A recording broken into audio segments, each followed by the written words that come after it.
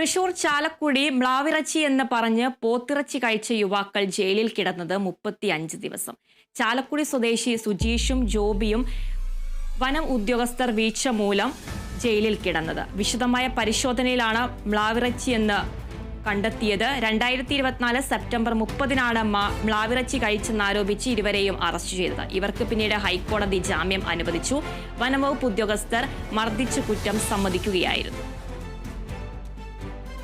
Bail application കൃത്യമായിട്ട് കാര്യങ്ങൾ പറഞ്ഞിരുന്നു. ഇത് അദ്ദേഹം വീട്ടിൽ കറി വയ്ക്കാൻ മേടിച്ച ബീഫ് ഇറച്ചിയാണെന്നുള്ളത് പറഞ്ഞിരുന്നു. പക്ഷേ ഫോറസ്റ്റുകാർക്ക് എന്തോ മുൻവൈരാഗ്യത്തിൻ്റെ പേരിൽ അദ്ദേഹത്തെ കൊടുക്കണമെന്നുള്ള ഉദ്ദേശത്തോടു കൂടി തന്നെയാണെന്ന് അവർ പ്രവർത്തിച്ചത്.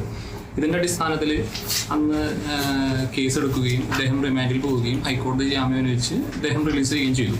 ഇതിനുശേഷം ആ സമയത്ത് തന്നെ ഇവർ എന്ത് ചെയ്തിരുന്നു, ഇതിൻ്റെ ഫോറൻസിക് സയൻസ് ലാബിലേക്ക് ഇതിൻ്റെ റിപ്പോർട്ടിന് വേണ്ടി ഫോർവേഡ് ചെയ്തിരുന്നു. അതിൻ്റെ റിസൾട്ടാണ് ഇപ്പോൾ ഇന്നത്തെ ദിവസം കിട്ടിയിട്ടുള്ളത്. കിട്ടിയ സമയത്താണ് ഇത് സാമ്പാർ ഡിയർ അല്ല, നേരെ മറിച്ച് കാറ്റിലാണെന്നുള്ള കാര്യം നമ്മൾ ഈ റിപ്പോർട്ട് കൊണ്ട് കാണുന്നത്. നമ്മുടെ ഗവൺമെൻറ്റിൻ്റെ മിഷണറിയുടെ വലിയൊരു പോരായ്മയാണ് ഈ സംഭവത്തിലൂടെ നമ്മൾ കാണുന്നത്.